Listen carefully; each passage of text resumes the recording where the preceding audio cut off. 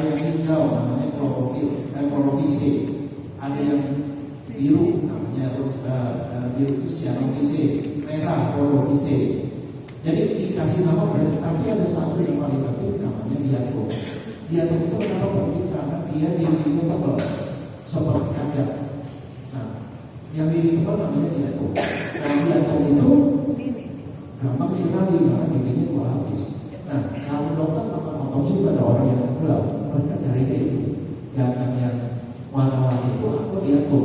Nah, dokter melakukan pemeriksaan semua jaringan hati kan jaringan hati sama struktur tulang paha itu dikasih asam, semuanya dihancurkan. Yang nggak bisa hancur cuma diatom. Jadi yang dia temukan pastinya diatom, tapi diatom itu ada namanya. Nah, diatom itu adalah benda-benda air tumbuhan yang ada yang bentuknya seperti kaca bening, itu bisa dilihat di kosong. Dokter ini diatom. Kalau tahu itu tandanya dia tenggelam. Nah, semua masalahnya begini, diatom itu ukurannya bervariasi. Ada yang dari 2 mikron itu harus 10 pangkat 9, jadi seperti 1000 milimeter, kecil sekali. 0,2 sampai 50. Nah, kalau yang masuk ke dalam paru, semuanya ada di dalam paru. Nah, masalahnya pada dokter dia tidak melakukan pemeriksaan pada paru, tapi pada hati. Ya, saya nggak tahu alasannya kenapa diambil dari hati. Nah, kalau masuk ke dalam paru semuanya ada, tetapi dari paru dia masuk ke darah. Nah, yang bisa tembus ke darah soalnya sampai 6 mikron. Yang 2 sampai 6 mikron itu masuk ke darah, disebabkan suhu tubuh, termasuk salah satu suhu tulang. Nah, artinya kalau di tulang, yang di tulang itu ketemu yang 2 sampai 6 mikron, dan itu ada namanya. Biasanya sih kalau saya pemeriksaan itu saya bilang saya ketemu diatom, saya kasih tanda diatom pada tulang, namanya ini. Dari namanya saya tahu ukurannya berapa.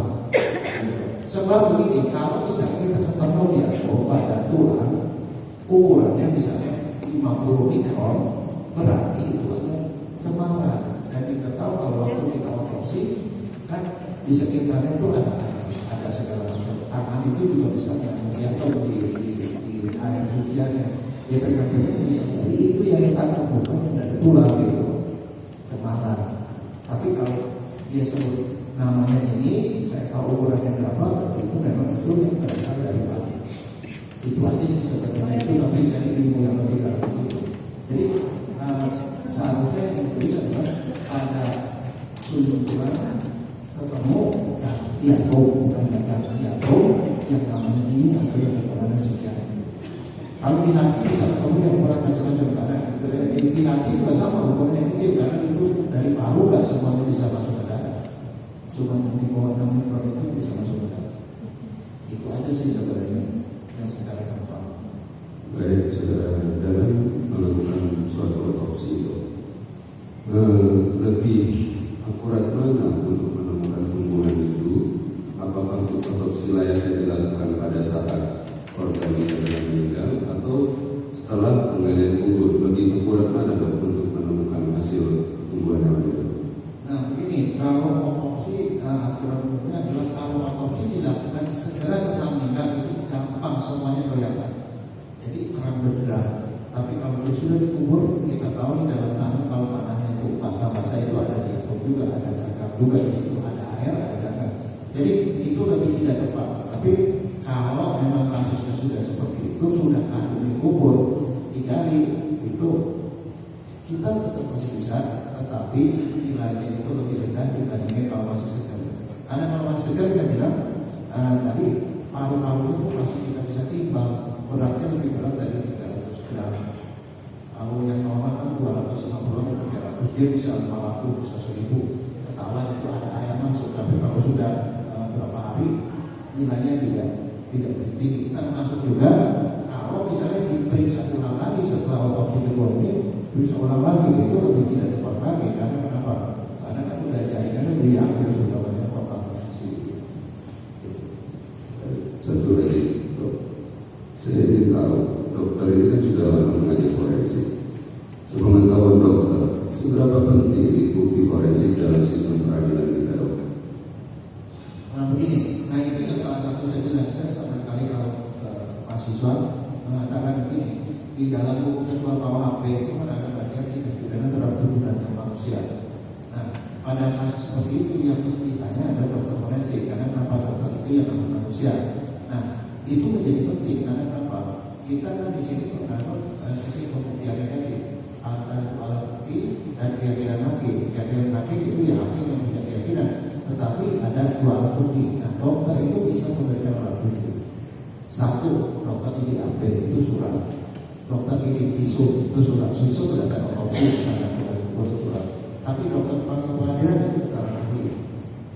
Jadi dokter itu bisa memberikan beberapa alat bukti dan itu yang dipakai untuk hakim untuk memberikan mendapatkan keyakinan. Jadi kalau menurut saya sendiri alat menyangkut tubuh dan jiwa manusia yang mestinya dokter itu cukup sentral perannya, karena itu yang menjadi dasar untuk memberikan hakim keyakinan untuk memutus tindakan hakim.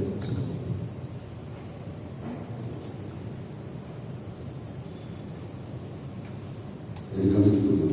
Baik, mungkin dari penuntut umum ada pertanyaan kepada ahli. Silakan. Ada sedikit. Ahli. Kalau menurut saudara kematian korban itu wajar atau tidak? Kematian ini termasuk tidak wajar, tetapi begini, kalau saya mengajar filsafat kita bagi dua, wajar tidak wajar. Kalau wajar itu karena Tuhan dan karena sakit.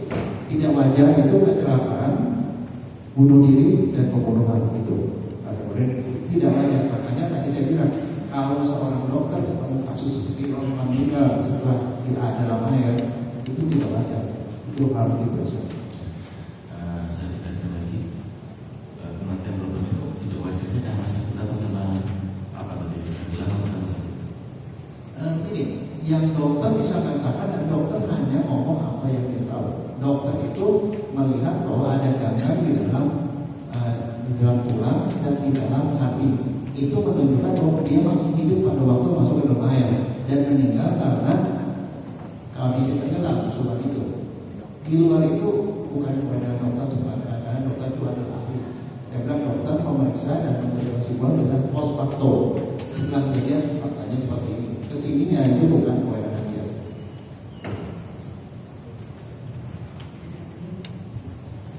Ahli, apakah tingkat kedalaman luka kedalaman air menentukan jumlah gagang yang ditemukan dalam tubuh korban misalnya? Betul. Karena ini saya ini adalah peneliti gagal yang menciptakan sistem pemeriksaan gagal itu saya menciptakan itu metodenya tahun 87. Tahun 90 saya akan berikan kepada para pendekatan. Memang betul kalau di bawah 25 meter korban itu banyak sekali. Jadi gagal itu dia berat, dia makin ke bawah makin banyak gagalnya. Nah kalau di kolam renang kan paling cuma 2 meter. Jadi gagal itu akan berkumpul di bawah. Jadi kalau dia tenggelam air bawah yang masuk mungkin masuk gagal. Tapi saya bilang tadi kalau di kolam renang kemungkinan kita ketemu juga kecil karena apa? Di bawah itu apalagi di tempat yang ada sedotan itu gagalnya kesedot semua. Jadi air bersih di atas namanya air baru. Nah yang justru lebih fokus pada orang yang terkena di kolam renang itu justru kaporetnya atau pada seluruh air. Nah kalau kedalaman kalau pada kali di bawah 20 meter itu gagalnya banyak sekali. Tapi kolam renang tidak begitu beda karena nggak ada laut. Bisa tambahkan. Jadi kalau di permukaan itu tidak terlalu banyak gagal. Di permukaan tidak terlalu banyak gagal. Ya, dengan adanya gagal itu berarti terlalu dalam kepala dimenangkan. Saya malah bukan ngomong seperti itu Pak. Kalau misalnya kalau ada gagal di dalam itu berarti kolam renangnya tidak begitu bersih. Arti penyedotannya mungkin tidak banyak terjadi.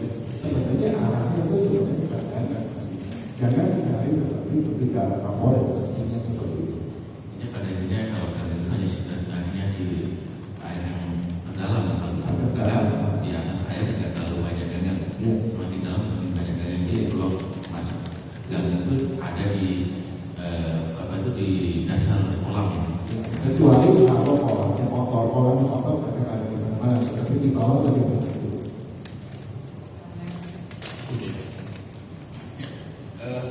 Saya sedikit akan menceritakan tentang dokter yang menulis surat kematian tadi. Ya jangan salah memahami maka begitu ya. Jadi